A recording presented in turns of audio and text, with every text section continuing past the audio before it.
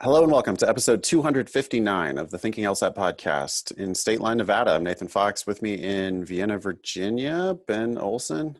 Vacation season done, Ben? You back to work?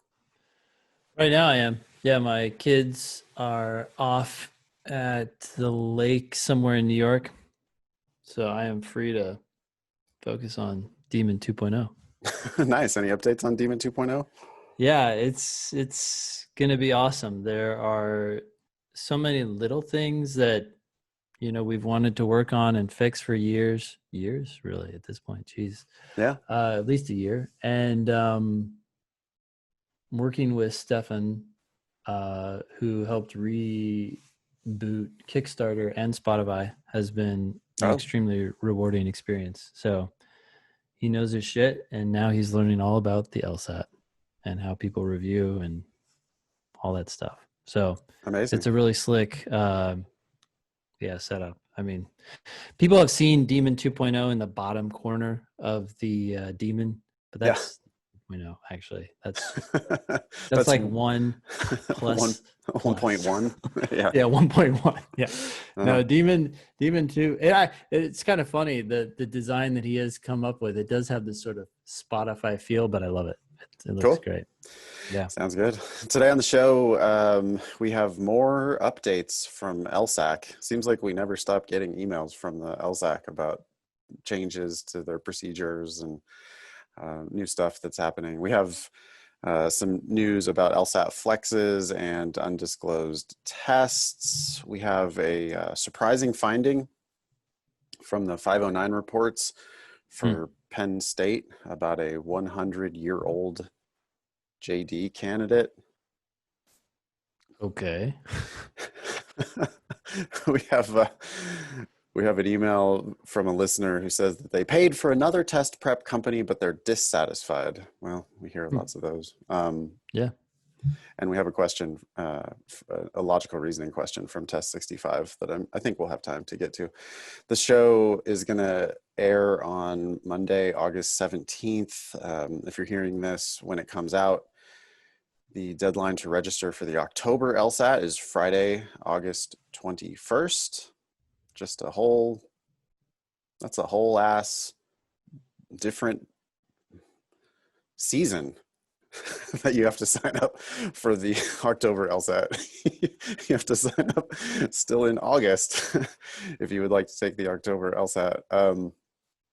Saturday, August 29th is the beginning of the August LSAT-Flex testing week. So I hate to break it to y'all, but if you're signed up for that August LSAT, you probably have to just kick down another $200 for LSAC and sign up for the October LSAT as well. I can't imagine, Ben.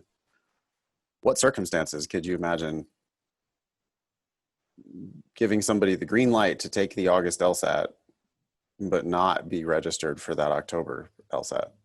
Yeah, which is a month after it. Almost never. There's even if you do awesome in August, if you have the potential to do better, it doesn't hurt. Even if your applications are submitted, 2 more points, some school that has you waitlisted would be like, yeah, or give you more money or whatever. Yeah, if you think you're going to get your score in August, like if you think you're prepped enough to take the test in August, then it makes no sense not to also be registered for that October test, because lots of shit can go wrong on the day of the test. I mean, we hope not, but you have to hope for the best and also plan for the worst. And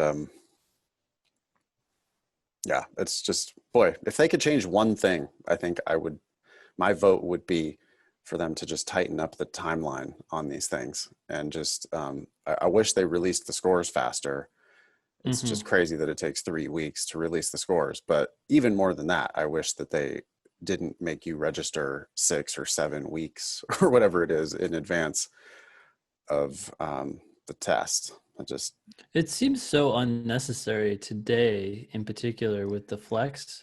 Like, I kind of understand like their need to know a head count for reserving all this space. I mean, even then it becomes predictable, but they had to reserve these big rooms. They needed to coordinate with people. Now they have to reserve ProctorU time I'm sure they have But to tell ProctorU in advance how much capacity they're going to need or whatever, but 4 or 5 weeks before I don't know. Yeah. seems crazy. Um, you can always email the show, help@thinkinglsat.com. When you do that, if you would like to be included on our show notes, website, social media, you can send us your smiling face, maybe a picture of you studying, something like that. Help@thinkinglsat.com is where you can send all of your questions, and we will eventually get to them on the show. Leave us a review on iTunes if you get a chance. It really does make a difference. Every review helps other people find us. So sorry for barraging you with that request every episode, but it's the only way that people find out about us. So please do leave us a review. Can I bitch about what?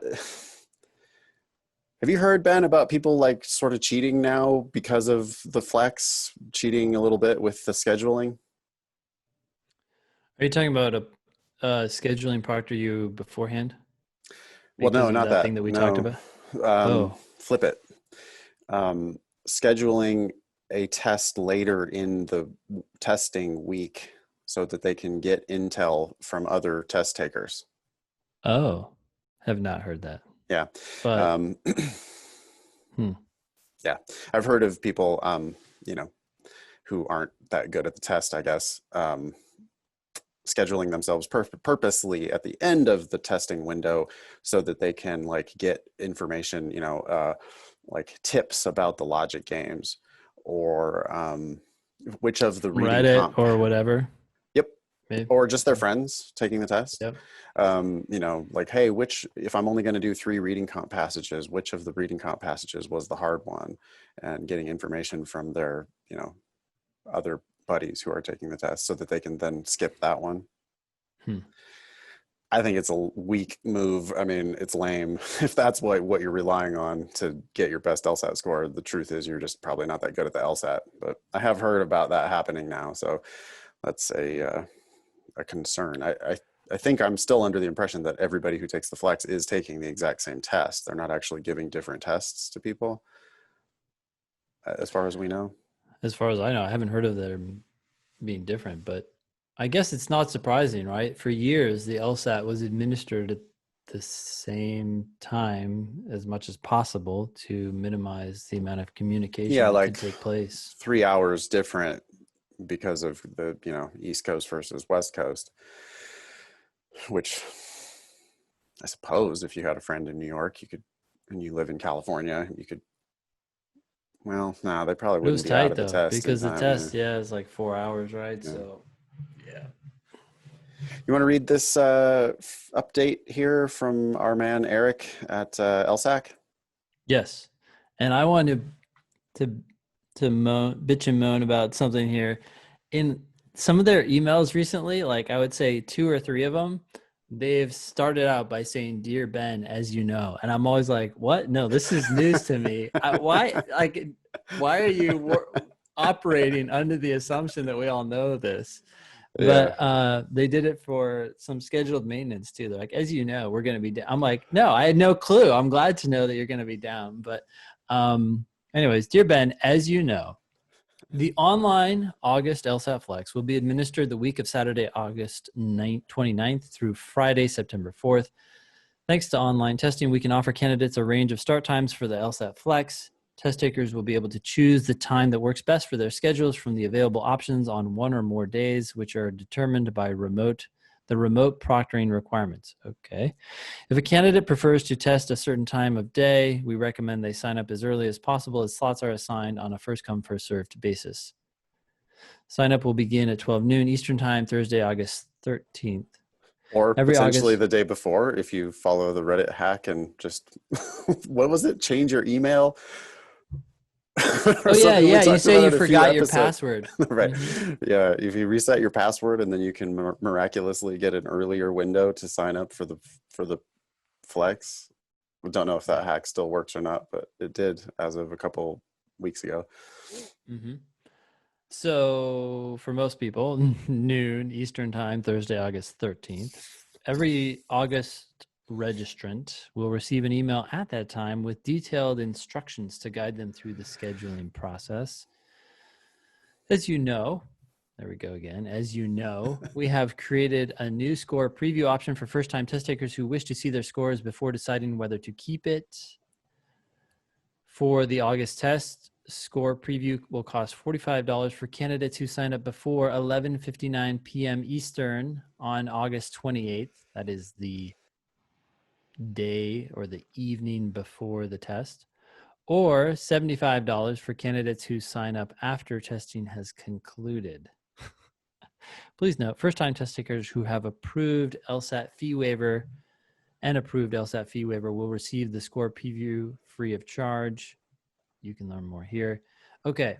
In addition, we are pleased to announce that in response to requests from test takers, we are making a few changes to the items test takers are allowed to use during the online remotely proctored LSAT-Flex.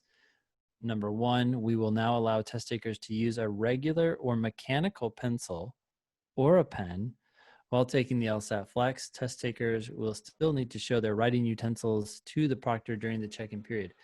Wait, I didn't realize that they weren't allowed to use a pencil. I thought they weren't allowed to use a mechanical pencil. Yeah, I thought they weren't allowed to use a mechanical pencil, but Yeah, that's what they're adding here is mechanical pencil. oh, so the mechanical pencil is what's new.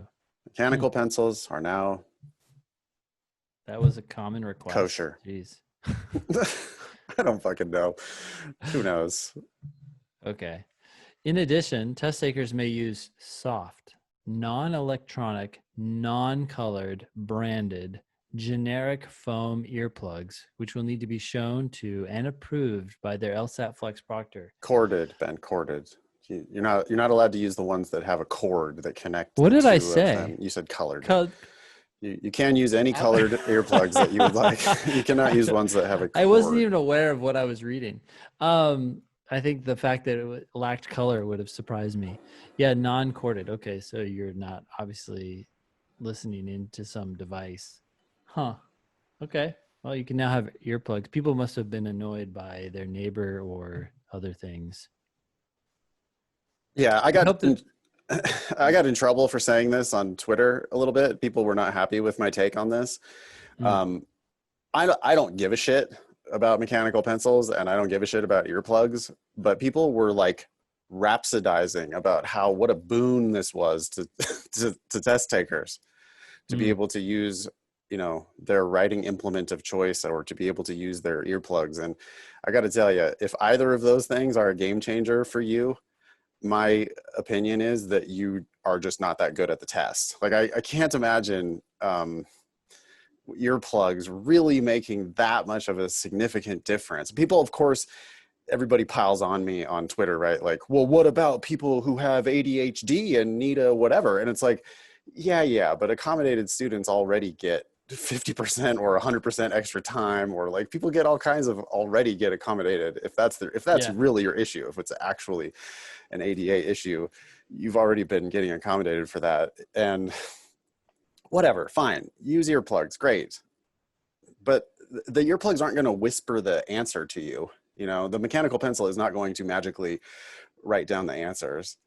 And so this is it's basically a non-issue. If you think that these are game changing for you, hey, great. I mean, more power to you. That's awesome. But I just can't imagine this making a significant difference. The people who really understand the test, you could be using finger paints and for your writing implement, and there could be like bombs going off in the background and you would still be able to just focus enough to answer the questions. Whatever. I understand. Yes, people have roommates and fine, great. But you can use earplugs now. I wonder, I guess the remote proctor has a way of interrupting you anyway, huh? The remote proctor can just like stop your test if you're not listening to them or something. Yeah. That makes me curious. Like, I don't know how the remote proctor is supposed to be, still proctoring you if you now potentially can't hear them because of your earplugs. But I guess they can message you on the screen or something. I don't know. Well, I will say I would be happy with earplugs as well. I have these Bose headphones. Yeah. These are a lifesaver. I mean, I'm thinking about the situation where I have 4 boys, right? And if I put them on, like they can be fighting and I will not know. So I'll just keep working, and then I'll come out, I'll merge, and I'll be like, oh, what's going on? And it's like, oh, something happened here. But if I hear that, then I'm like, oh, and I like get up and I try to, it's just so, it really messes with my flow, but Uh-huh. so if I had the option to wear earplugs, I totally would put them in. But I, I also see your general point. People obsess with these things that at the Right. end of the day, it's best just to work on getting better at the test. That's my point, actually. Like, okay, fine, Mm-hmm. I get it. You have family, you have kids, you have roommates, you have whatever, and earplugs are good Yeah. for you. That's fine. But I mean, in my decade plus of professional experience teaching the test, most of the time when people complain about attention issues, the truth is there are fundamentals about the test they don't understand. And so it's really hard for them to focus because they just don't even understand what they're doing. Mm-hmm. And I just Mm-hmm. don't hear high level scorers, people who actually understand what the test is asking. Mm-hmm. They understand what they're reading and they understand what the test is asking. Those people just don't tend to just complain about the distractions. It's a very high stakes test and they have a way of focusing no matter what's Yeah. going on because it Yeah. is so important. And so I guess I would challenge listeners to be honest with themselves about, is it really the earplugs that are keeping you from being focused, or is it that you fundamentally don't understand the questions and so it's hard to pay attention Mm-hmm. for a long time to stuff that you're just like, when you're reading shit that you don't understand? I mean, I can see how it would be very hard to focus. Mm-hmm. Yeah. Anyway. Yeah, Eric continues. We hope that these changes will help candidates take the at-home test. For more information, blah, blah, blah. In the meantime, candidates Wait, should review. you skipped the best line. Oh, the best line? Okay. Yeah. For more information about allowable items, test takers should please carefully review the candidate agreement, and please note that any items not expressly allowed under the candidate agreement are prohibited. Oh yeah, when I read that, I was thinking like, oh, are t-shirts expressly allowed? Because if they're not, Yeah, but are BVDs allowed? Or I don't see it on the thing that you could actually wear your chonies. But if are those yes, they're not expressly allowed under the candidate agreement. So you got to go pantsless, I suppose, for the actual test. they might. Proctor, you might have an objection. You say, "I'm sorry. This logically, I read Eric's email, and I take him at his word." In the meantime, okay, candidates should review the technical requirements of the remotely proctored exam using the information on this page.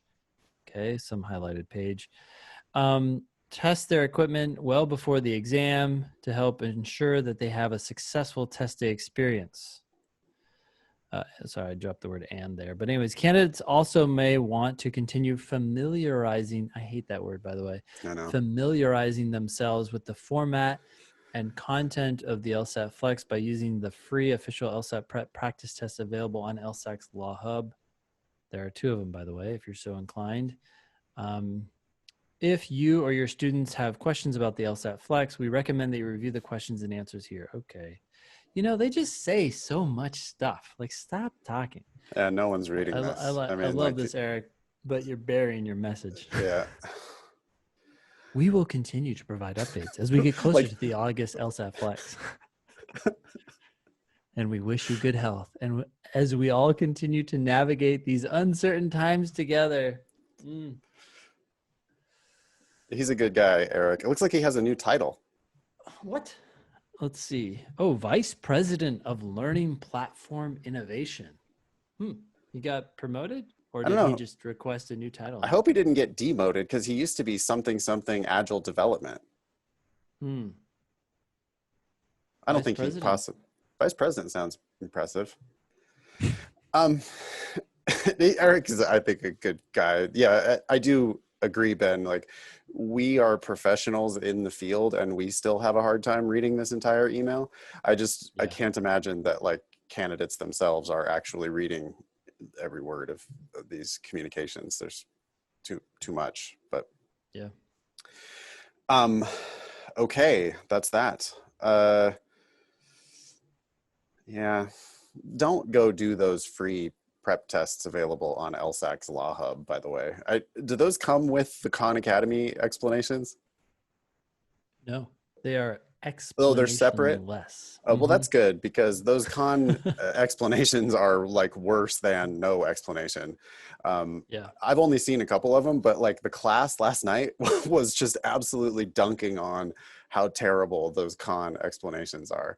Oh, It's a interesting. shame. I don't know why LSAC didn't like get actual LSAT experts involved in the free stuff that they're giving away. I think we all agree that giving away free prep to people who can't afford it is a good idea. Like there should be resources out there for people, you know, if you want to like actually democratize and open up the access for all the people, you know, to be able to pursue justice or whatever.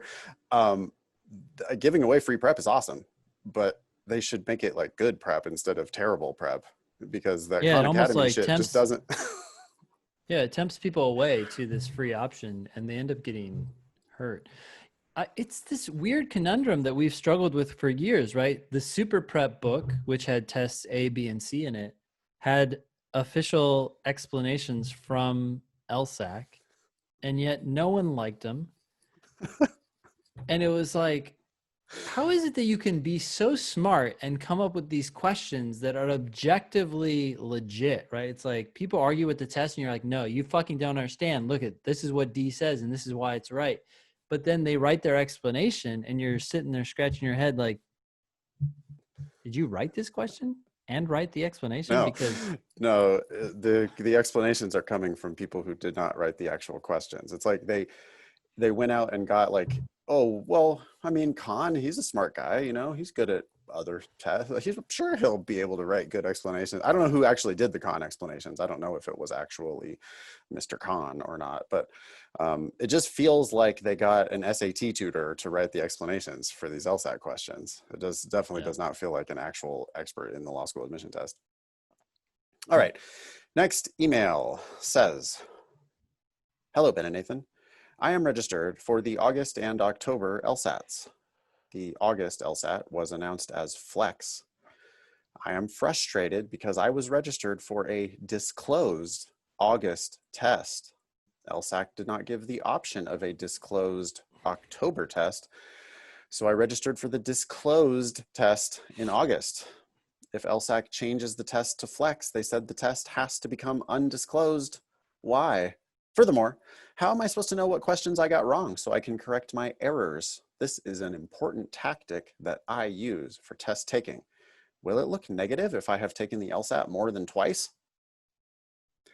Thank you, sincerely, R. Uh, okay. I mean, I would love for all official tests to be disclosed so that we could learn from them, but it's one test. Why is R so upset about this? Yeah, R is conflating the official attempts with the practice attempts. I Mm, mean, log on to the daemon and you've got 93 sounds about right. Let's see. tests A, B, C, J. plus That's 89. 4 plus 89. Yeah. And there'll be F eventually. So So, you've got, you've got 90 something tests to practice with in the daemon. That's 9,300 questions to practice with. And the test just repeats itself. I mean, they don't really invent anything new ever. It's just subtle variations on all the shit that they've been testing for years. So looking at what you got wrong so that you can correct your errors, yes, that is an important tactic that you should use for test taking. And you can do that on 9,300 practice questions. The fact that the August test isn't disclosed, whatever. That's one it's test one that you're not going to test. be able to review. I mean, it, I think it betrays a little bit of I think students commonly, they they they don't realize that the practice tests and the actual test are just the same damn thing. right? Like R is taking the official test more seriously than they are taking the practice tests, it seems. Yeah. Getting so bound up about whether this is a disclosed or an undisclosed test, and oh, how on earth am I supposed to improve if it's not a disclosed test? Well, whatever, it's one data point. I mean, hopefully it's your last data point. If you take the test and you do well, then you don't have to ever take it again, in which case you don't care if it was disclosed. If Yeah. if you don't get the score you want, then yeah, it's true. You're not going to be able to learn from your mistakes on this test. They're not disclosing any of the flexes. So what? You can go right back to practicing using the 93 practice tests that we have available to us. I don't know why people always worry about disclosed versus undisclosed. It's essentially a non-issue. Yep. In fact, wouldn't life be easier if LSAC just didn't even mention it? What do you mean? No, just not even tell people. Just not even have that on the website. Not even have it on the registration. Not even just. Yeah. Just sign up for a test. You'll find out whether it's disclosed or not. What? It doesn't matter. There is 0%. You should never ever even consider it. If you're an applicant, if you're a candidate, as they call their customers, if you're a candidate, you should not think about disclosed versus undisclosed. That's a complete non-issue. You should think about when you're ready to take it. Yeah. And then sign up for that test. Yeah, and your practice tests will tell you whether you're ready to take it or not. And the questions that you miss on the practice tests, you should thoroughly review so that you can continue to get better at the test. But whether your official test is disclosed or not is a total zero. Like, it shouldn't take up 0.1% of your analysis about when you want to take the test. It's just not a thing. Have we announced that people can take the Flex test on the Demon? You just did. Yeah. Big news. Big news. I just can't remember if we've done that on the show or not. But anyways, all we've done is we've taken the 4 section tests that are official, the 93 that are in there, and we've said, okay, let's get rid of the second logical reasoning section. It's now a Flex test, and we have a Flex conversion score that it produces for you, thanks to Jackson's work. Yeah, Jackson is awesome at that type of shit. By the way, our methodology for how we converted the previous 4-section scoring scale to the Flex scoring scale, it's very complicated. Yeah, it's proprietary, scientific, it's proprietary model so that we could create official LSAT-Flex tests. No, I'll tell you what we did. We dropped one of the sections of LR and we multiplied the scoring scale by 75%. The LR section is roughly 25% of the questions on the test. And so if we're dropping 25% of the questions on the test, then we have to reduce the scoring scale down to 75% of what it was before. And now we have an official LSAT-Flex practice test. This is as close as you can possibly get, Ben, to an official LSAT-Flex. There's actually no such thing as an official LSAT-Flex. But we did do that, just to clarify for everybody. We did do that for every test. So every test has its own scale, and we adjusted all of those scales. So every test that you take in the Demon will give you an LSAT-Flex score based on the official score conversion chart for that test. So it's as close as you can get. Do you think we'll ever stop saying flex? Do you think they'll ever go back? Well, I was thinking about that the other day. I do feel like they need to figure out how to test experimental sections, right? Because this is actually was coming up in Demon 2.0. There's this question: wait, do we need a 5th section? And it's like, maybe we don't need a 5th, but if they got to introduce experimentals sometime, otherwise they're not going to be able to create new tests. Yeah. If once again, they should have gone computer adaptive in the first place, where they would just be giving you one question at a time. If they had done that, they could easily sneak in questions that don't count. Sneak in experimentals, right? Just right in the middle. They just feel like, oh, here you go. Here's a question that doesn't count, and we can just test that question, and then just move forward. You'll have no idea which ones don't count. And they could have done that, but instead they did not. I was yelling about it again last night in class, though, Ben. It's so bizarre to me that they just decided, they had decades of 2 sections of LR, 1 section of reading comp, 1 section of games. And presumably they did that based on some reason, right? Like there had to be Yeah. some rationale for why LR was half of the test for Yeah. decades, literally decades. And then COVID comes and they have to scramble to offer an online version of the test. And their solution is, oh, we'll just get rid of one of those sections of LR. And so, yeah, now games counts for more. And even though we also We're going to get rid of are games. getting rid of the games because it's discriminatory against blind people because of the settlement that we had of that lawsuit. So we're researching getting rid of the games, but for now, we're going to make them count for more. Yeah. They're going to go out with a bang. We're going to get our money's worth. Maximum discrimination in the time we have to continue discriminating. We have to maximize. I don't know. It's just kind of a bizarre solution that they found.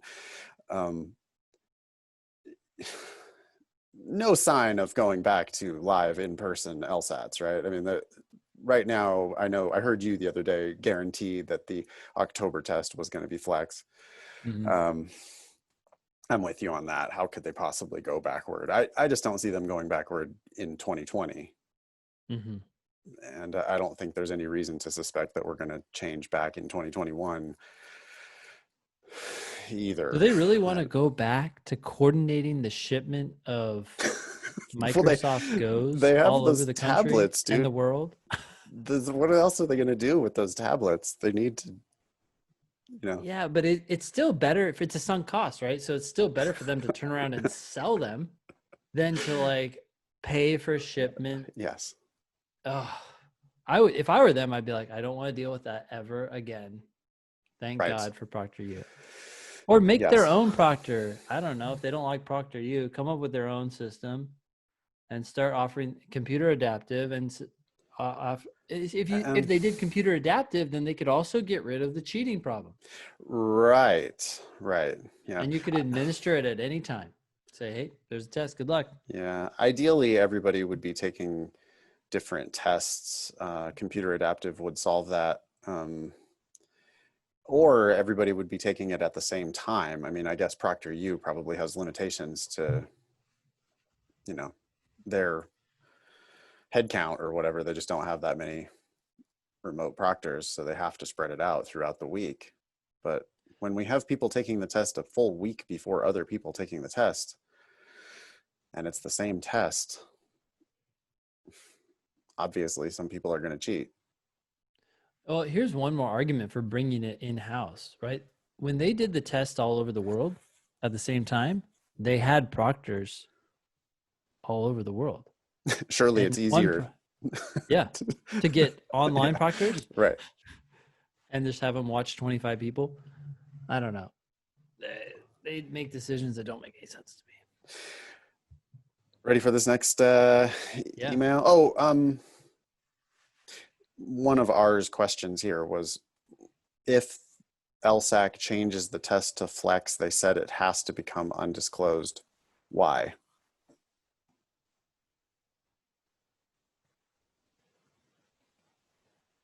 I agree with you. There is no good reason why they, if they were going to disclose the test, why can't they continue to disclose the test? I think what's happening is they're just moving very slowly on creating new questions probably. And they're trying to keep everything private so that they can use it again. That's my guess. But oh my God, really, their world would be so much. They wouldn't have to come up with 100 questions every time with computer adaptive. I just can't get off of this topic.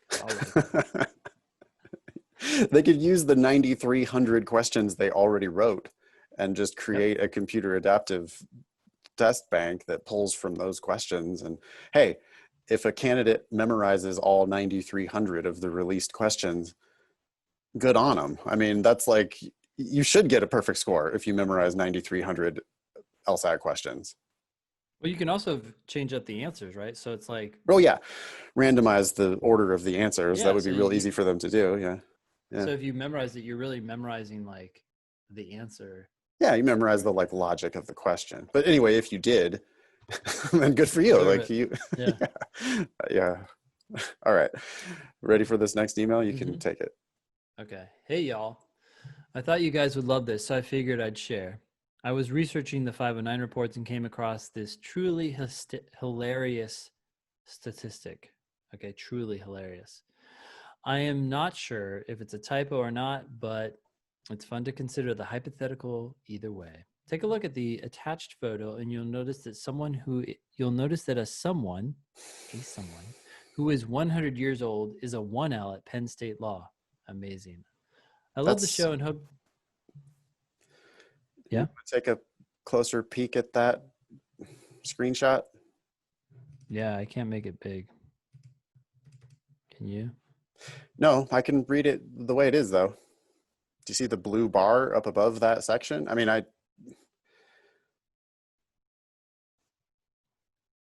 Well, yeah, I don't know. What are you looking at? there's not 100. There's not. This is fake news, Ben. Pat, thank you for writing in. You did not read that Oh 509 my gosh, you're talking information about the properly. classes?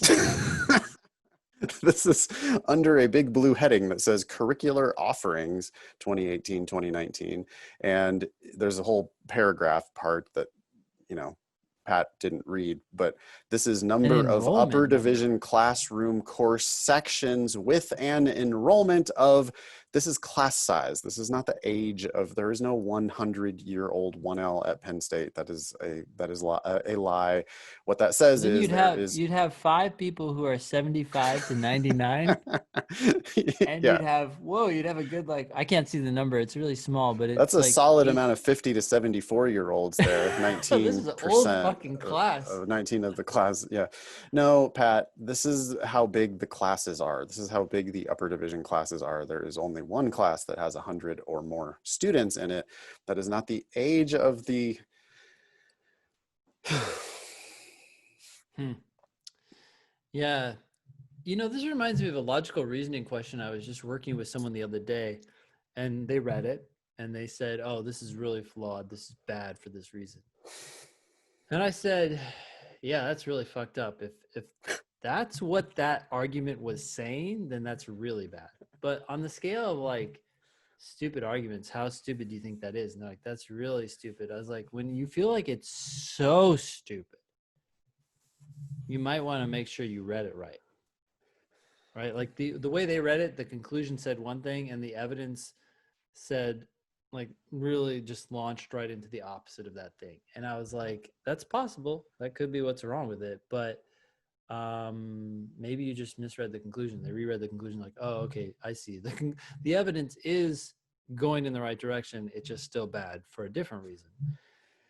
Yeah. I mean, When you picture see something like this, you yourself, got to make sure you're reading it right, right? picture yourself in a courtroom or in a boardroom or in a Zoom call, and you're going to, like, because you're the lawyer in the room and you're the one that actually understands everything and it's your job to call bullshit. So you're going to call bullshit. You're going to interrupt the whole proceedings to, come with bring the hammer down on somebody's bullshit logic. Yeah. But you didn't actually read it correctly in the first place. You're not going to survive long as the designated smartest person in the room if you're doing that sort of thing. Mm-hmm. By all means, call bullshit, but make sure you know what's up before you do that. Everybody just has to read more carefully. Period. I can't tell you how many times I've worked with a student and they're like, read an argument. I go, what do you think of that? They go, oh, it's bullshit, it's garbage. And meanwhile, it's actually a logically valid, proven argument. Like, Yeah. the premises totally justify the conclusion, and they want to call bullshit because they want to make me happy because they know that calling bullshit is, the game. Mm-hmm. But see, you have to call bullshit on things that are actually bullshit, not things that are logically valid. Mm-hmm. So, yeah. And on the right bullshit, right? Like, just go off on tangents. You're like, okay, I understand you're upset about that, but that's not totally crazy, even if it's not perfect. What's really wrong here? Is the age of, I don't think the age profile of the 1L classes is even on the 509 report. This was just, I Pat don't know. misinterpreted the 509 report, at least according to the tiny little screenshot we have here. That ain't the age of the students. That's the number of students in the upper division courses. Yeah. Okay, we have another email here. This one is from Amber. Oh, good morning. Call me Amber. I am a recent listener to the Thinking LSAT podcast. Welcome, Amber. The podcast has been an extreme help in my preparation. I would like some advice. Bullet points. Started studying in May. Diagnostic score 155. GPA 3.84. Purchased online redacted private tutoring package. The first 25 hours, that's a fuck ton of private tutoring. First 25 hours has been going through lesson by lesson of the Power Score book. What? Oh, God. Which is not what I wanted. I wanted personalized help. Scoring between 154 and 162 in the last 8 prep tests. Oh, man, Amber, you are wasting time and wasting money. Diagnostic of 155 is an awesome, awesome starting score. 3.84 GPA and a 155 cold. Like, Amber is an amazing candidate who should score 170 without a whole lot of She could end up going effort. to the top 3. Yeah. And she could go to the top 3 law schools, but not with this study plan. She's already done 8 prep tests and she's still 154 to 162. You know what this reminds me of? This reminds me of that other company that's like Testmaster, that is Testmasters. Redacted. I think they had these these packages where they're like, oh, you can get 10 hours or 20 hours, or you could do the extreme. And it was like 80 hours of tutoring, which would correspond with their 80-hour prep course. And the tutor would walk through every minute of the class with you. I was like, this is insane. I have 13 hours left in my package. I am considering not using them and getting refunded for the unused hours. I feel as if my tutor doesn't necessarily understand the questions. She can only explain the answers in one way, and I don't always understand the way she explains them. Amber, you should be using the LSAT Demon. The LSAT Demon It's so much cheaper. The most you can pay for the LSAT Demon is $295 a month, and you get multiple classes 7 days a week. All kinds of personalized help from me and from Ben and from Jackson and from Becca and from Matt and from our whole team. And you'd get so much more for your money than you're getting from this private tutor who's just essentially reading from the Power Score books. This reminds me of something that Elon Musk said in one of his books. He said, hire slow, fire fast. I think you need to fire a lot faster here. Would you recommend getting refunded for the unused 13 hours and investing that in other materials, or stick with the tutor in hopes she will start helping me deepen my understanding of the exam? Get a refund right now and join the Demon and start attending class. If you join Becca's class in the morning or Nathan's class, I think you will instantly be like, oh, wow. It's a class, but it's going to be better than your tutoring experience. The whole class that I taught last night was just people going off, just again dunking on Khan Academy and every other garbage prep course they ever took, and just being like, Ben, I know this is ego speaking. We understand the test better than these other test prep companies. We literally do. Like, we understand it better. It makes sense to us. Yeah. And you've got a tutor here who, they're probably getting paid $25 an hour by whatever prep company, and they have no expertise in the LSAT, and they're, I'm sure, I have no doubt that she's smart. I have no doubt that she can find the right answers, but she's not a professional at teaching the test, and we are. And you could save so much money and so much time and just do the Demon instead. It's a no-brainer. Yeah. I mean, for 13 hours left, assuming that you get about $100 an hour back, so you're going to get $1,300. That's going to give you 5 months of Demon of the Live. Demon, where you could attend a class every single day for hours. Yeah. Uh, I don't have a specific target score, but I want to be in the 160s, which you obviously easily should. Can you imagine Yeah. somebody starting with 155 and then being like, boy, I really wish I could get into the 160s? That's like the Thank God I easiest broke improvement. 160. Yeah. I was going to take the August Flex exam, but now I'm also considering waiting until October because I'm not scoring consistently in a score range I desire. Yeah. Don't take Dude, August. You can score so much higher. Yeah. Ben, Hmm. studying since May, Oh, I forgot diagnostic that. 155, and she's not ready for the August LSAT. She's still scoring 154 to 162. She's basically learned nothing. You know what actually she's done is she's learned power. Yeah, Oh wait. redacted. Power score was redacted once, but then not later. Um, she's learned their like lists. Yeah, they're overly heavy-handed technical bullshit. And so Yeah. see, when you start with a 155, it means that you have a natural intuitive understanding of the test.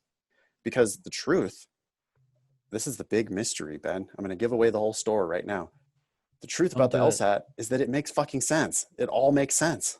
And if you just read it carefully, you can find the correct answers with no preparation whatsoever. But now what she's done is, yeah, you're right. She's memorizing lists and trademarked, terminologies for certain things. And so she's now missing questions that she would have intuitively gotten right because she's got all of this overly heavy-handed technical bullshit in her head. And her tutor has done nothing but a disservice to her here. And same with the Power Score Reinforce books. that. Yeah. Reinforce that. Like, oh, do you remember the 10 top flaws?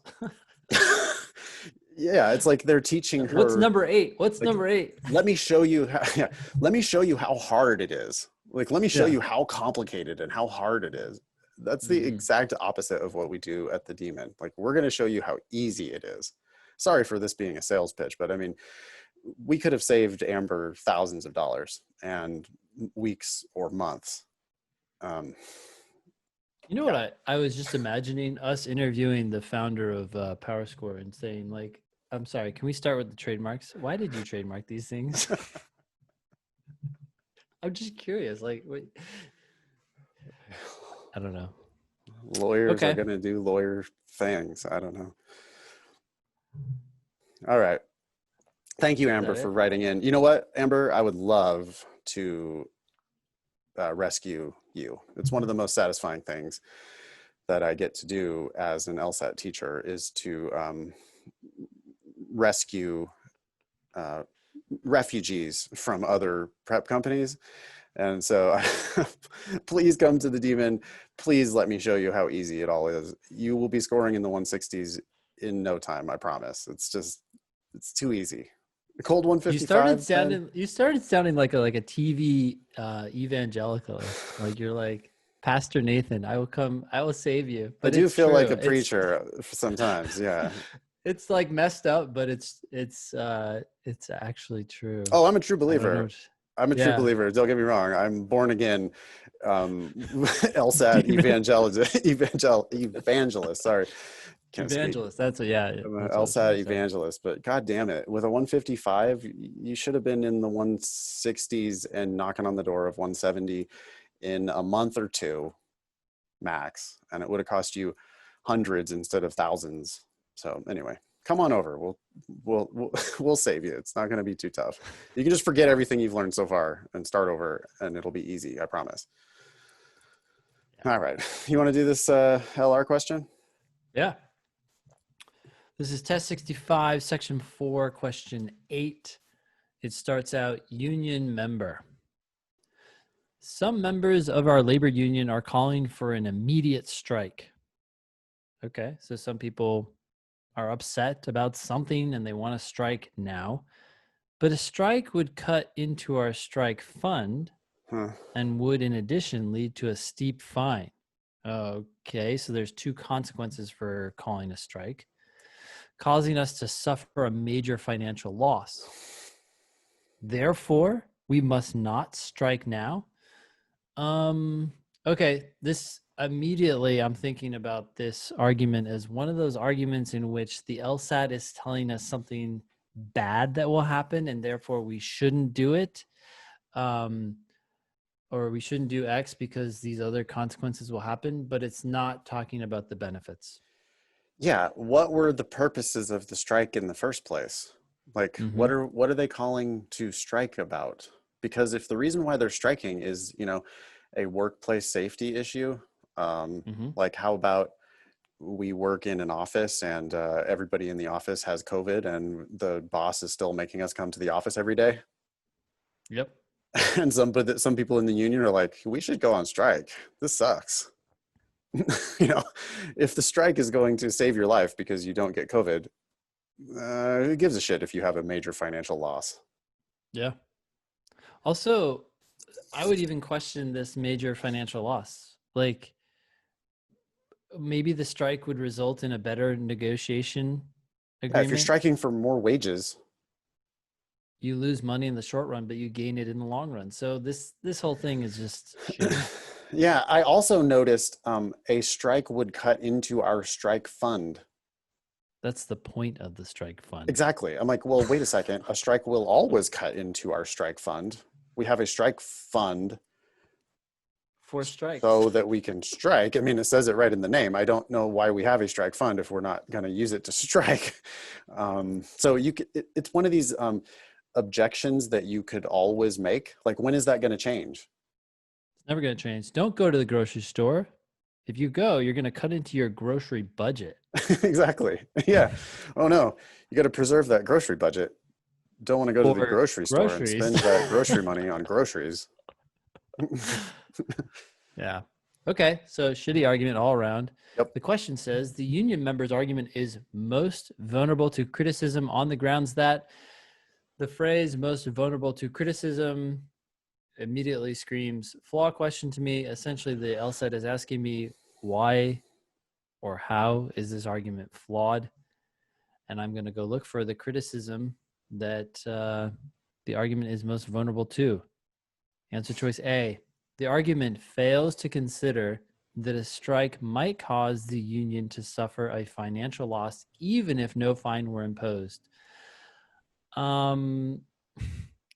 Okay, it does fail to consider the situation where no fine is imposed, but it doesn't matter. This would help the argument if anything. So I would move on. Yeah. To back up a little bit on a flaw question, you can think of it in two steps, right? Did they do it? And is it a problem that they did that? Yep.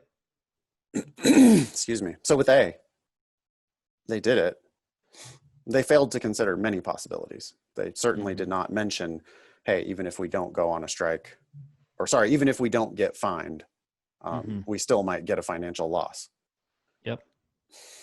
They failed to consider that, but that possibility only helps them, doesn't hurt them. So they did it. It's just not a problem that they did it. And so we can't pick that for a flaw. B, does the argument fail to define adequately what constitutes a major financial loss? Yeah, they failed to define that. They just left it up to us and just asserted that. But so what? We were arguing whether that would even happen. That's almost never the right answer. You don't have to define every term in your argument. If you did, then every argument would have to come with a dictionary attached to it, right? Yeah. I think it's a premise of this argument that if we do the strike, we're going to suffer a major financial loss. I'm fully willing to give them, yeah, you're going to suffer a major financial loss. Fine. I don't care. Even if you are, that doesn't mean that you shouldn't strike. There could be a million reasons why you should strike, even if you are going to incur a major financial loss. So, because you may suffer an even greater one by not. well, you might die if you're like striking for workplace safety, or you're striking for, justice or whatever. There's a million reasons why it would be worth taking a major financial loss in order to strike. And so you don't have to define adequately what constitutes a major financial loss. I'm perfectly willing to give this union member a major financial loss, whatever that means. Yes, you are going to to, suffer a to go major ahead and financial loss. assume that it is a major Yeah. financial loss, even if it's not. Yeah, Let's I'm just give it to him. right. For Yep. purposes of argumentation, I'm willing to grant that as a premise of the argument. I'm not going to go, though, to the next step, which is therefore we must not strike. Because even if you are going to suffer a major financial loss, there still could be a million good reasons to strike. And so defining exactly what a major financial loss is beside the point. Just doesn't matter. Excellent. C, fails to consider that the benefits to be gained from a strike might outweigh the costs. That's exactly how we started talking about this argument as soon as we finished reading it. Yeah, that It was does Ben's. fail to consider. Right. Mhm. Yeah, maybe they're striking for workplace safety. Maybe they're striking for the boss to, for like, stop being racist, stop being sexist, stop whatever. There could be a million things that you're striking for, and you could be sacrificing money. You could totally burn up 100% of your strike fund, and you could also get a huge fine, and you could have a gigantic major financial loss. And nonetheless, there might be benefits that are worth it. By And the way, that's the problem with the argument. I am watching Fear City, or I just finished Fear City on Netflix. Have you heard of that? No. It's a documentary on the mob in New York City in the 1970s and 80s, and Okay. how Giuliani helped lead. Well, he was part of the team that prosecuted them under RICO. RICO was a new law at the time. It was actually written by a professor at Penn, I think, maybe, or Okay. Cornell. I can't remember. But anyways, it was new, and none of the police knew how to use it. It was too complicated for them. And so then the professor was like, hey, we got to train the police force. So they had like a seminar, and they're like, look, you can use this law to go after these organizations. You don't have to keep just going after the soldiers, right? The people on the street. You take out one person in a mob, but the mob continues. Yeah. Anyways, the point of RICO is to take out the whole organization, right? But the whole documentary was talking about how the mob had taken over the unions in New York City, and it was just crazy how many things they had infiltrated and how much money they were making, and a lot of strikes that were called for at that time were really called by the mob because they were just flexing their muscle to get whatever they wanted. Like if a company didn't want to go with them, they said, fine, we'll call a strike with the union that we control. Okay. Anyways, I'm just saying, listen, like, what the hell is the point of that? There's no point. It's a podcast. So anyways, I was thinking about this. It says fails to consider the benefits to be gained from a strike might outweigh the costs. Yeah. For example, if you don't strike, the mob is going to fucking knock some of your friends off. Right. And that's what they did. Have you seen The Irishman? I have. Mm-hmm. Okay. Yeah. Yeah. It's no big news that the unions are connected to the mob. That's sort of how it is. But yeah, I think that they were they had a lot more control back in the 70s and 80s than they do today. that. They got because of the RICO. de-mobified because of RICO. Yeah. Yeah. Yeah. Okay. At least that's what the documentary suggested. I have no clue. I learn everything from Netflix these days. D, the argument takes for granted that the most important factor. Okay, I'm already vomiting. Takes for granted means necessarily assumes. Does it have to assume that the most important factor? I actually wouldn't even keep reading. Yeah, it goes on to talk about the labor union's bargaining position, which was not even part of the argument at all. I mean, they didn't talk about bargaining. They didn't talk about negotiating. All they said was, we're going to have a major financial loss, so we can't do it. That has nothing to do with their bargaining position.